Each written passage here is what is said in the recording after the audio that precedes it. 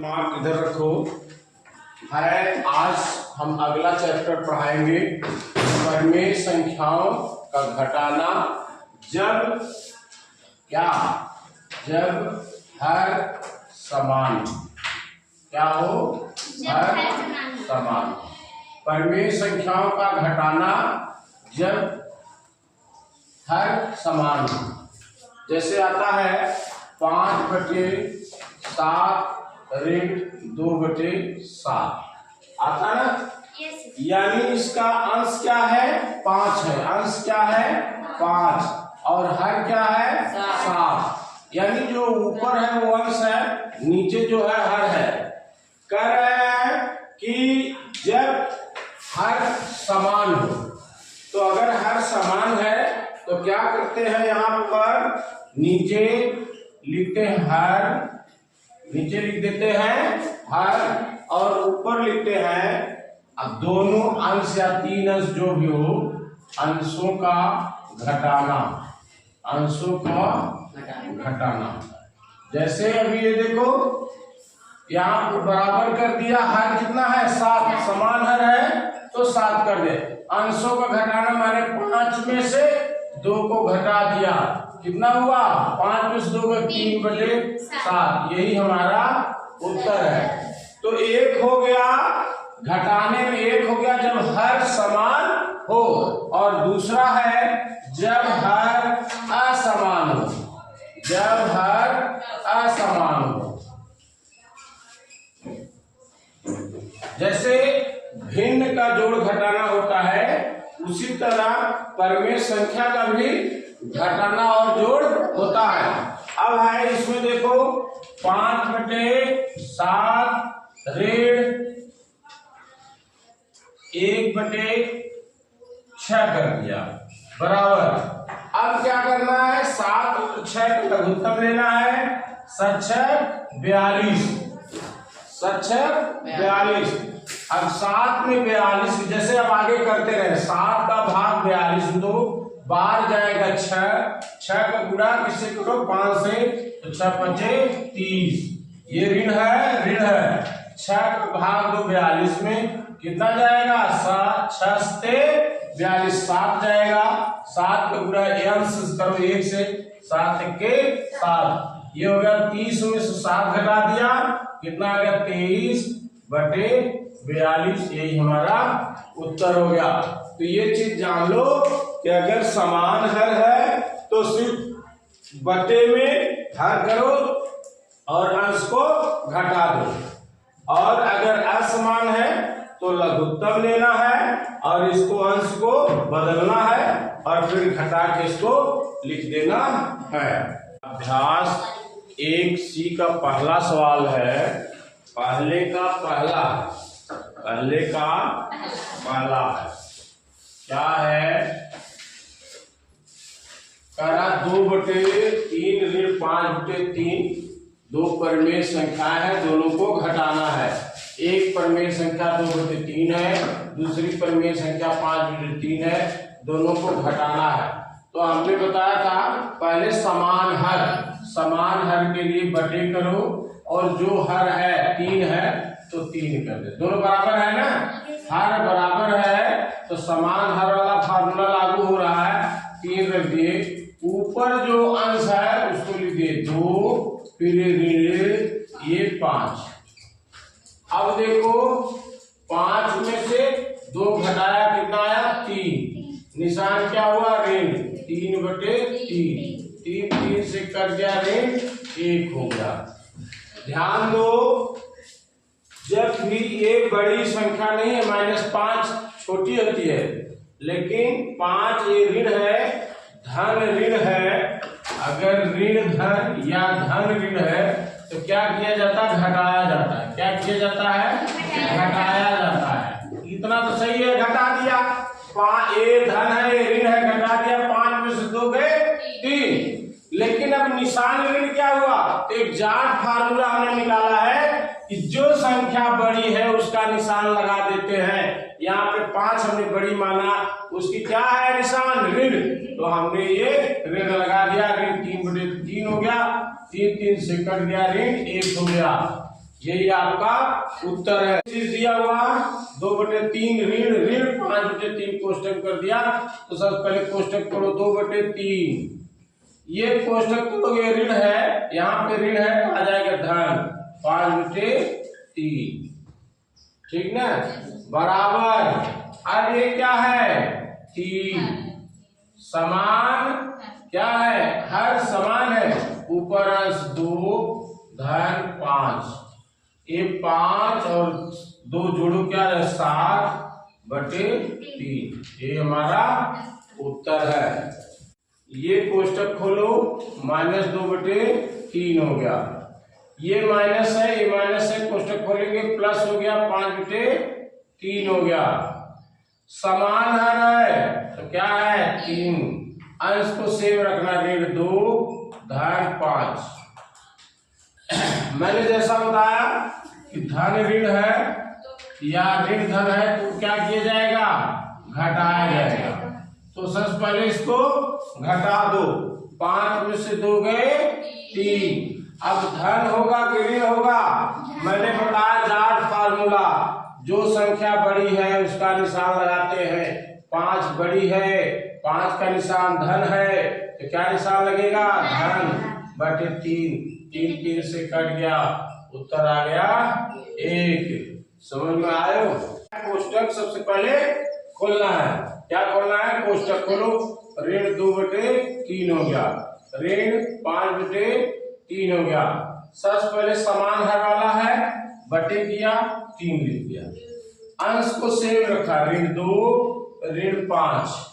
मैंने एक जाट फार्मूला बताया था कि ऋण ऋण है तो जोड़ा जाएगा और निशान ऋण होगा, ये भी ऋण है ये भी ऋण है तो बराबर हो जाएगा, जोड़ दिया 5 2 7, निशान लगाया ऋण/3, ये आपका उत्तर हो गया।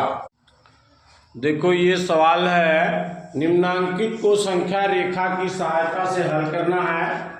सबसे पहला है 3/7 ऋण 8/7, तो संख्या रेखा ये बनाना है, ये इसके मध्य में एक हमने मान लिया 0 1 2 3 4 5 6 7 8।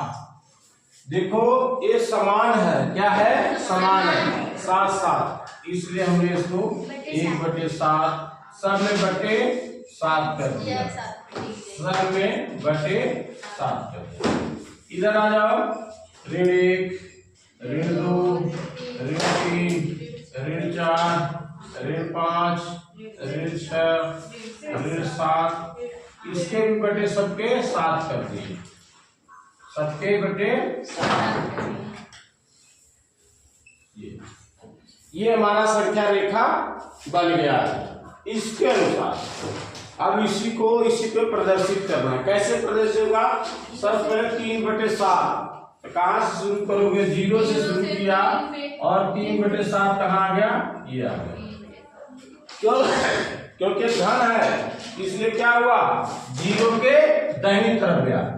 अब वो करा ऋण 8/7, मतलब ऋण आना है तो कहां से लेना, यहां से, कहां से लेना है, जहां इसका 3/7, इसको 0 मानेंगे, यहां से गिनती करेंगे कितना 8, ये 0 1 2 3, ये भी गिनती होगा 4 5 6 7 8, कितना आ गए 8, यहां से लेके हम यहां तक आ गए। यहां पाए तो क्या मिला हमें, उत्तर मिल गया हमें -5/7, यही हमारा उत्तर है। और सीधे सीधे इसको भी लगा सकते हो, 3/7 ऋण 8/7, ये 7 हुआ, ये अंश ऊपर लिख दिया 3 ऋण 8, इसको क्या कहा, 8 में से 3 गए 5, निशान बड़ी संख्या ऋण 5/7, इसलिए उसका मतलब ये सही है, संख्या रेखा पर ऐसे ही प्रदर्शित करना है। तो ऋण 4/6 है, कोष्टक खोलोगे आप तो ऋण 4/6 और ये ऋण है 3/4। अब ये असमान हर है, असमान हर माने अगर हम इसको हर को बराबर करना है, इसमें ऊपर नीचे 3 से गुणा कर दें और इसमें 2 से गुणा कर दें तो हर बराबर हो जाए 6 दूनी 12, क्या है 12। ये हो गया -8/12 और दूसरा हो गया 3 त्रिका 9/12 हो गया कि नहीं हो गया।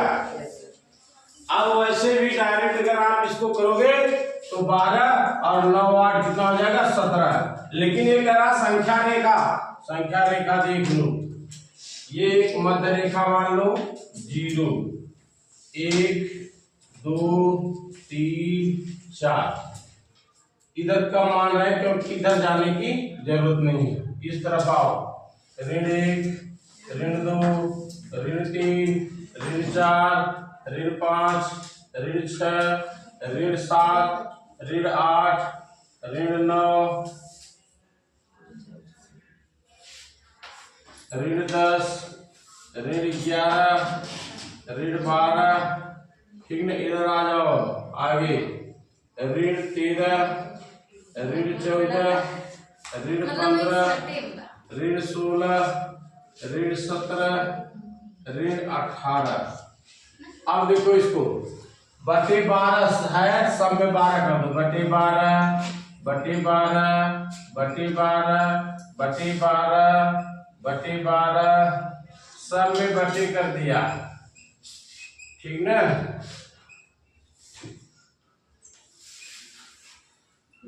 ऋण 10/12 ऋण 11/12 और फिर 12/12 ऋण 13/12 ऋण 14/12 15/12 ऋण 16/12 17/12 ऋण 18/12। अब प्लाटिंग शुरू करो। ऋण 8/12 कहाँ से शुरू होगा हमारा 0 से, ये ऊपर होना चाहिए, यहाँ जगह कम है इसलिए मैं नीचे करता हूँ। और ऋण 8/12 कहाँ पर है, यहाँ पर है। हमने ये चला, ये आया और यहाँ पर आ गया। फिर वो करा ऋण 9/12 ऋण 9/12। फिर यहां से हमने कितना गिनती करना है, इस 0 मानना है 9 1 2 3 4 5 6 7 8 9। कहाँ आ गए हम, यहाँ आ गए। ऋण है ना, ये यहां से हमने चला और ये जो है यहाँ आ गए। तो किस पे आ गए हम लोग, ऋण 17/12 पर।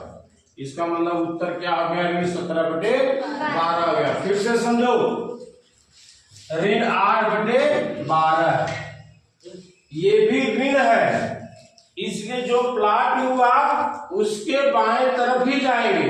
अगर ये जो है धन होता तो हम इसके दाहिने आ जाते, यहां से दाहिने आ जाते, लेकिन ऋण ये इसके इस तरफ आए। कितना है 9 पॉइंट, ये 0 है। 1 2 3 4 5 6 7 8 9 कहाँ आ गए, ऋण 17/12। अब ऐसे भी देख लो, 12 समान हर ले लिया, ऋण 8 ऋण 9 जो गया ऋण 17/12। ऐसे भी उत्तर हो गया। एक सवाल है तीसरे का पहला, ऋण 15/13 कोष्टक में है, फिर ऋण 4/26 कोष्टक में है, बराबर कितना है ये निकालना है।